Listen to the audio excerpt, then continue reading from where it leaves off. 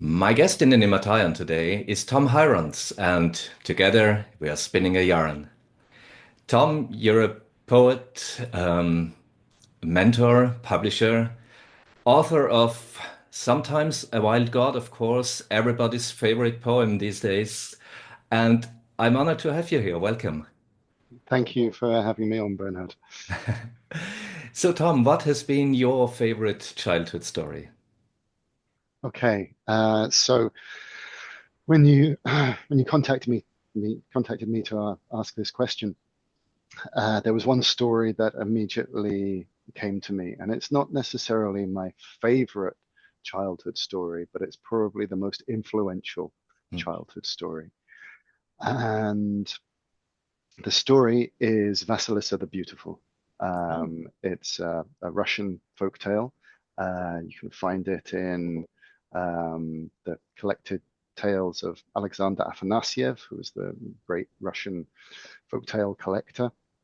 But you can find all sorts of different versions of it and different retellings of it, and these days, there are reimaginings of it, and Vasilissa the Beautiful becomes Vasilissa the Wise, or Vasilissa the Resourceful, or Vasilissa the Resilient, and all these kind of things.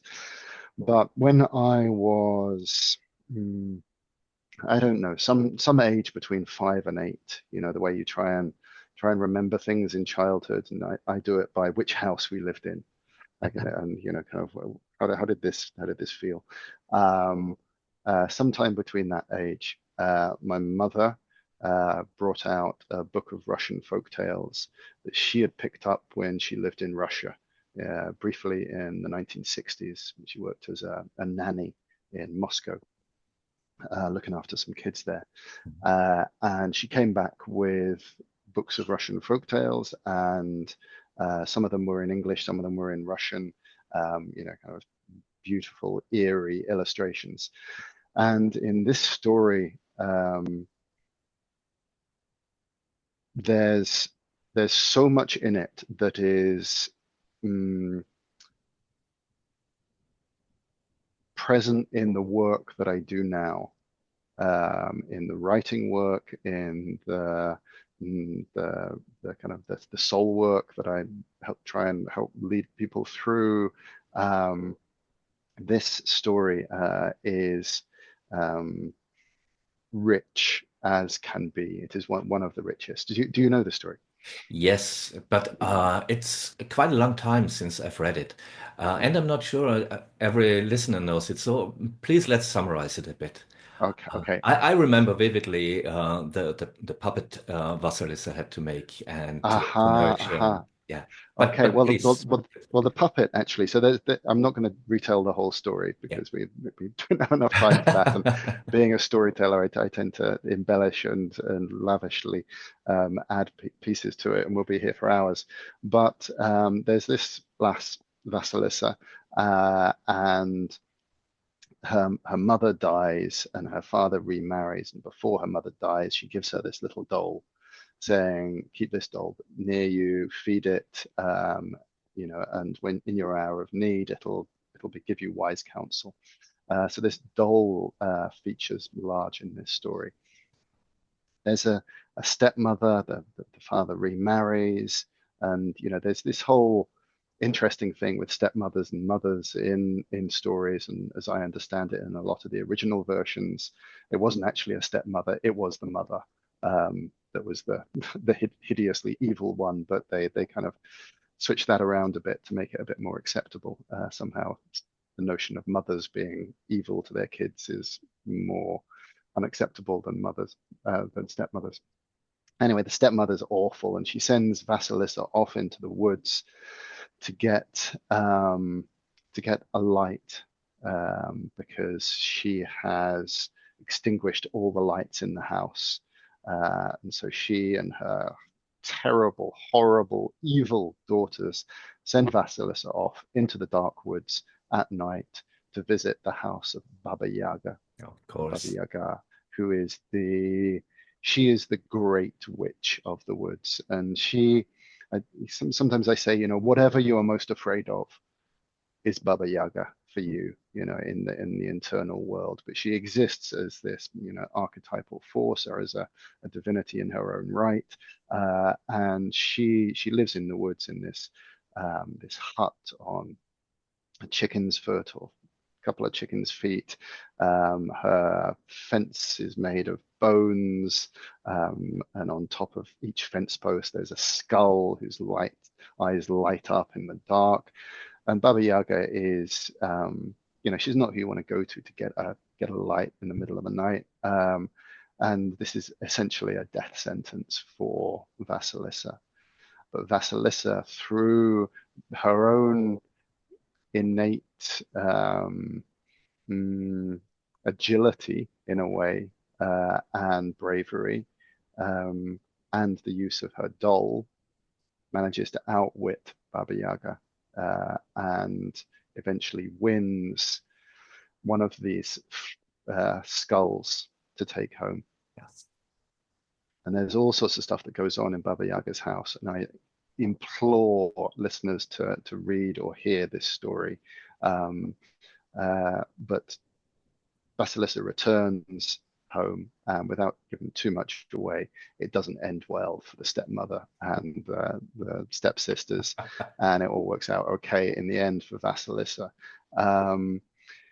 But there's also an appearance of three extraordinarily mysterious riders in the forest. Oh, yes, I've forgotten Yeah, about them, of course. totally. And Yeah. this, I mean, kind of the two main things that lasted in my young mind and went deep into me. One was Baba Yaga, and the nature of this character, who's kind of been with me ever since, not just as a grotesque figure of destruction and evil, but in Russian folk tales in particular, often an ally to the protagonists of the story as well. So she's an interesting character, to say the least, and she's extraordinary. But also these riders, these Black Rider, Red Rider, and White Rider, that appear at various points in the story, representing or aligning with the passing of time. And there are these extraordinary invisible hands that appear at one point as well, that seem to be under Baba Yaga's control. And even the doll won't tell Vasilissa anything about them. They're kind of beyond the scope of the doll's world, and we're left like, oh my God, what are these things? So it's just richness upon richness upon richness in this story, and the shape of it is so perfectly simple in a way. It's like things are good, things go bad. There's the movement into the forest, the dark woods, to confront and navigate some extraordinary, annihilatory, terrifying force. And there is the winning of some magical object, and then the return, and a certain amount of justice Mm. being done. So as a shape, it just seems to go in. It's a It's classical hero's journey, and it's a tale of initiation. And I can sense how it affects you until today. Uh, completely. It's fair to say that story is ticking over all the time for me. mm, Um, when Rima, my ex-partner and mother of my kids, Rima Staines, amazing artist, when she and I were running Hedgespoken traveling storytelling theatre, we actually recorded a version of the story, which we live streamed during COVID lockdown. You can find it on YouTube. Maybe I'll send you the link for that as yes, well. yes, please. So I can put it in the show notes as well, and our listeners can go to and also to your websites, of course. Everything is in the show notes. Uh, but this story is also a gateway into the world of Russian folk tales and the Russian folklore as well, or Slavic folklore. And there are there are resonances or equivalents of Baba Yaga wherever you look in the Slavic world, and coming over into kind of Baltic states and Lithuania and things like that. You have Laume, the witch, who's a very similar kind of figure. And yeah, I just love it, as you can tell. Yes. Um, I really I've nearly got an empathy overload. That's wonderful. So is Baba Yaga your favorite character in the story, or which one do you relate to most? Which do I relate to most? I don't know. Baba Yaga is always fascinating, but also other. She is, not one I relate to. There's some kind of kinship I feel with the riders in the forest. Mm, mm, I was always most curious about them, partly because of the illustrations in the edition we had, perhaps, but also they're mysterious and they don't take part in much, but they're there. And also yeah. the doll, Vasilissa's doll, Mm, is yeah. Yeah. pretty amazing, but slightly impersonal. Mm, mm. So I wouldn't locate myself in the story in any one particular place, I think. Ah, okay. And how has the story guided you over the years? How was it maybe an initiation for yourself? I think